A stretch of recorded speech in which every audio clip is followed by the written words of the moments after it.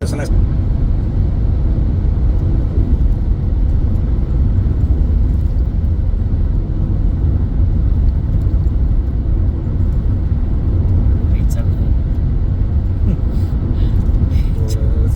देखना।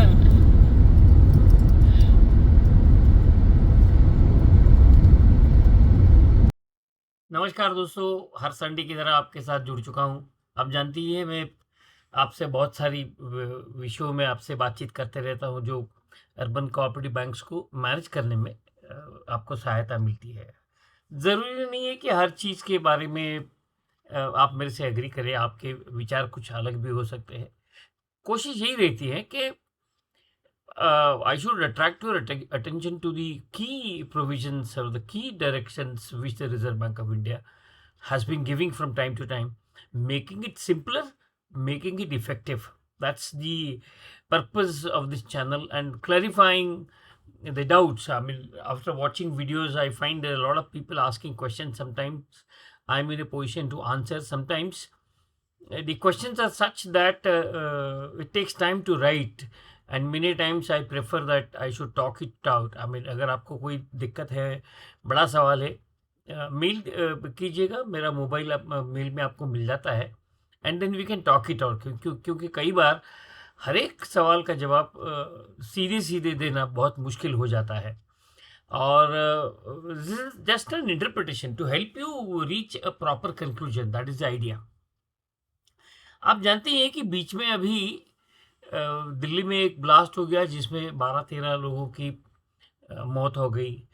बाद में कश्मीर में नौगांव में हुआ, और फरीदाबाद में एक यूनिवर्सिटी मिली जहाँ पे डॉक्टर लोगों ने भारत के खिलाफ जिहाद करने की कोशिश की। और ये सब जब चीज़ें चलती हैं तो एक बात आपको ध्यान में रखनी है कि आप बैंक चलाते हो, आपके पास रिजर्व बैंक का लाइसेंस है, और आप पेमेंट एंड सेटलमेंट एक्ट जो है उसका एक भाग हो, अविभाज्य घटक हो।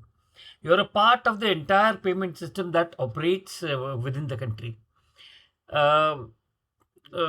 2001 में जब 9/11 यूएस में हुआ था, उसके बाद में आप जानते ही हैं कि केवाईसी के बारे में बहुत सारी डायरेक्शंस आना चालू हो गई लगभग 2006-7 के बाद में।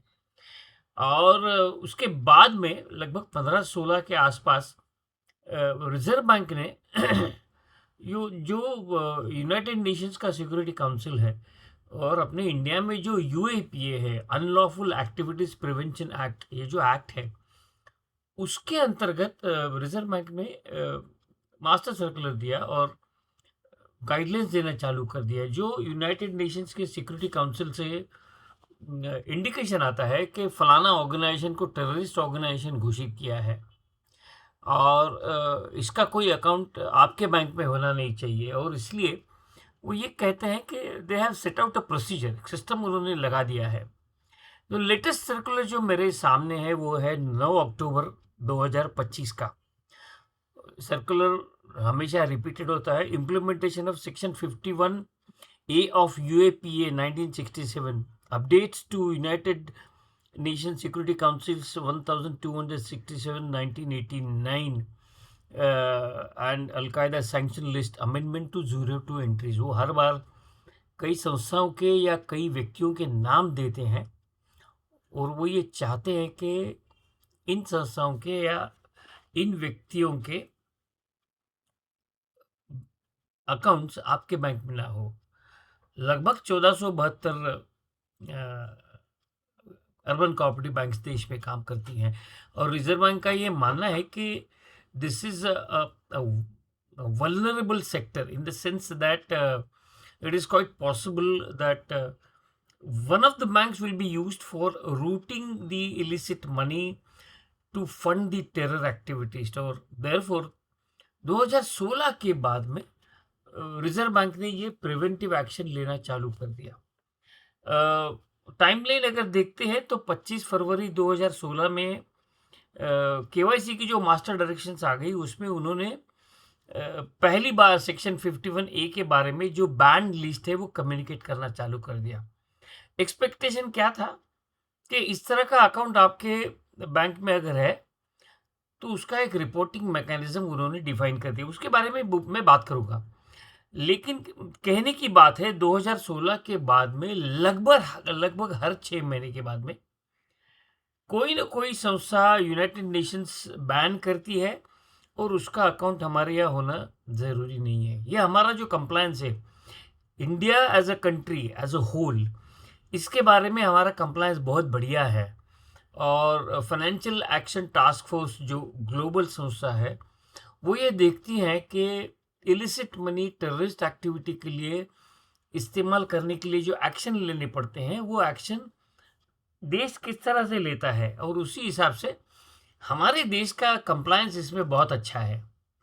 और मैंने कई बार देखा है कि ये लिस्ट अर्बन कोऑपरेटिव बैंक्स को जब पहुंचती है, तो लगभग सभी बैंक 2013 के बाद में सीबीएस में है। इस तरह का अकाउंट आपके पास नहीं होना चाहिए या इस तरह का अकाउंट आगे जाके आपके बैंक में नहीं खुले, इसकी व्यवस्था करनी चाहिए। क्या है कि आपकी बैंक छोटी है, 10 ब्रांचेस हैं, कहीं किसी ब्रांच में जाकर के इस टाइप का अकाउंट खोल दिया, तो आप समझ लो कि आप लटक गए। आपकी पूरी बैंक लटक सकती है इसमें। ये जो नेशनल इन्वेस्टिगेटिंग एजेंसी और जो मिनिस्ट्री ऑफ होम अफेयर्स है, इस बारे में बहुत स्ट्रिक्ट कार्रवाई करती है और इसलिए हमें ये देखना है कि हमारे बैंक में ऐसा कोई अकाउंट नहीं हो। अगर अगर अकाउंट है तो क्या करना चाहिए, उसके बारे में भी मैं बात करूँगा। सबसे पहली चीज़ है, अगर वो लिस्ट में आया हुआ अकाउंट अगर आपके पास है, तो उसके बारे में क्या करना है, फ्रीज़ लगाना है। रिज़र्व बैंक को तुरंत इन्फॉर्म करना है। ये इन्फॉर्मेशन बहुत ज़रूरी है और सिंपल कंप्लायंस उन्होंने उसमें बताया है। वो कंप्लायंस क्या-क्या है कि आपको रियल टाइम काम करना है इसमें। रियल टाइम जब मैं कहता हूँ तो आपको तुरंत एक्शन लेनी है। तुरंत एक्शन लेनी है, इसका मतलब ये है कि आपको एक यूएपीए के अंतर्गत एक नोडल ऑफिसर अपॉइंट करना है, जो मिनिस्ट्री ऑफ होम अफेयर्स के काउंटर पार्ट दिल्ली, वहाँ से कम्युनिकेट करेगा। Block the account, freeze the account, inform immediately to the Reserve Bank of India. Gazette notification आता है गवर्नमेंट का और साइमल्टेनियसली एफआईयू इंडिया भी इसमें इन्वॉल्व हो जाता है। Ministry of home affairs FIU India के थ्रू फाइनेंशियल इंटेलिजेंस यूनिट, जिसको हम कहते हैं फाइनेंशियल इंटेलिजेंस यूनिट, इसके ऊपर काम करता है।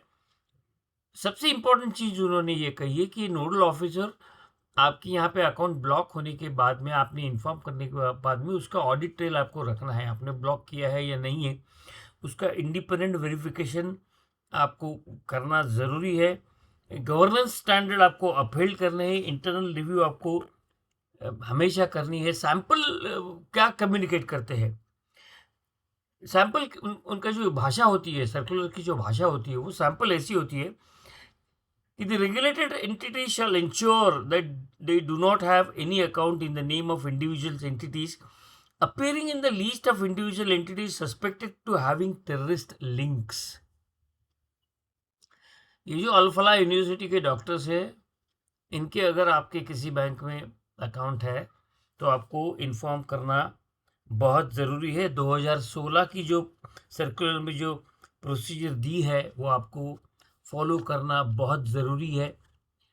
ये लगता है ऐसा कि ये जो सर्कुलर है, ये सर्कुलर हर 6 महीने में आता है और हम अ, ज़्यादा ध्यान नहीं देते हैं, रूटीनली लेते हैं। चलो ठीक है, हमारा अगर सेंट्रल केवाईसी होगा तो वो कर लेगा।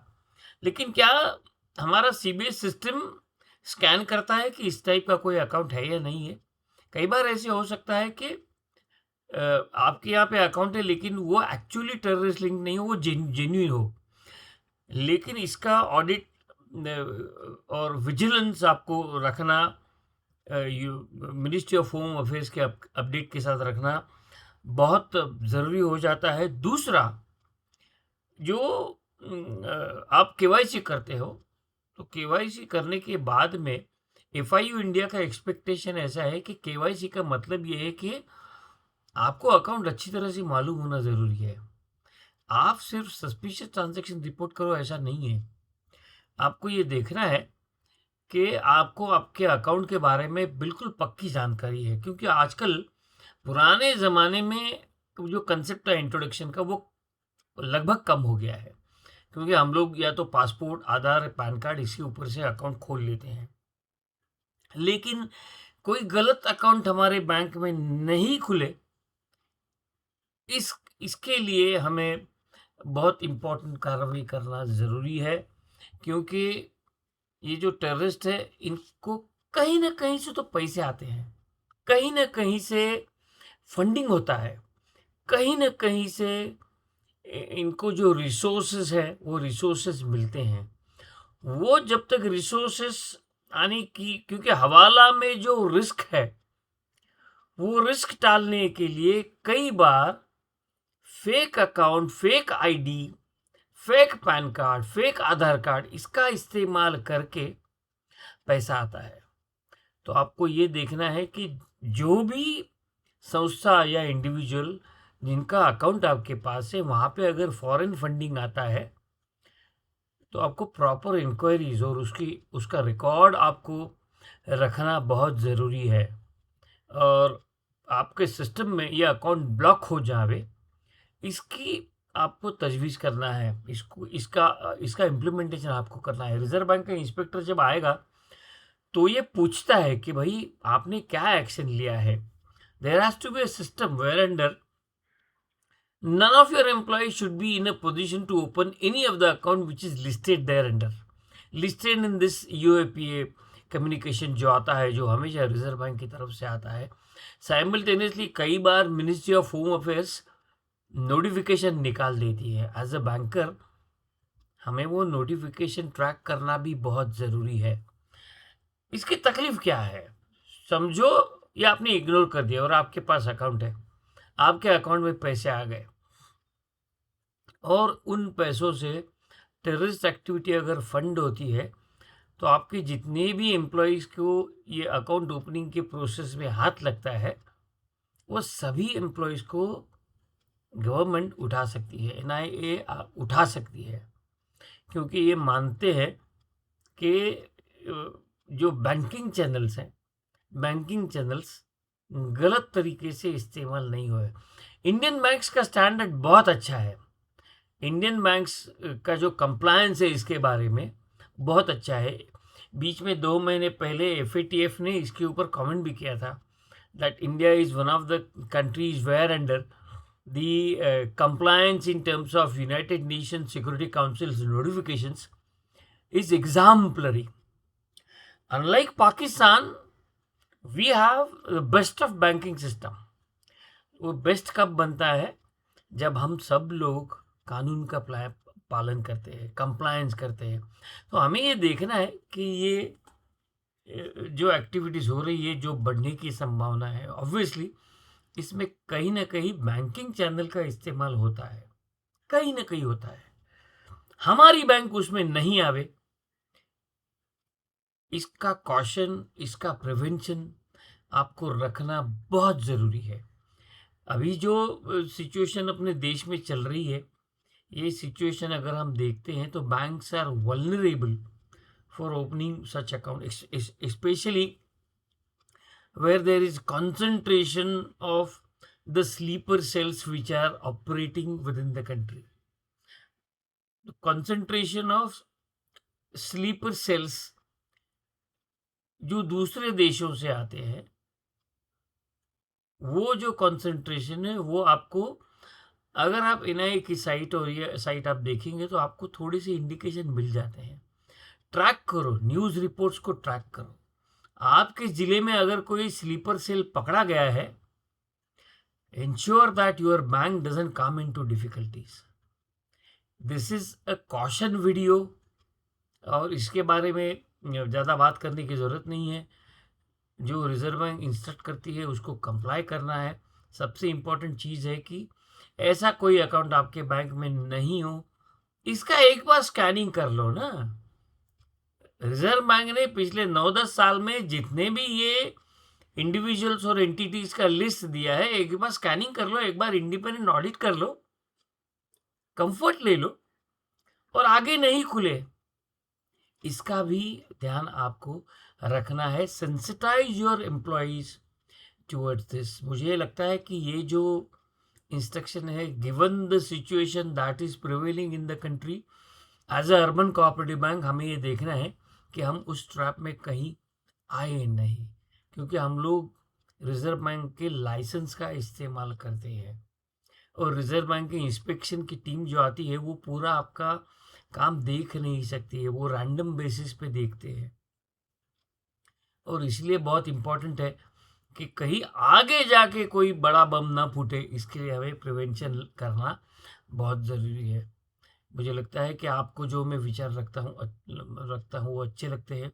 Please like, please subscribe to the channel, share this video, bring awareness and be a compliant bank. Thank you so much for watching this video.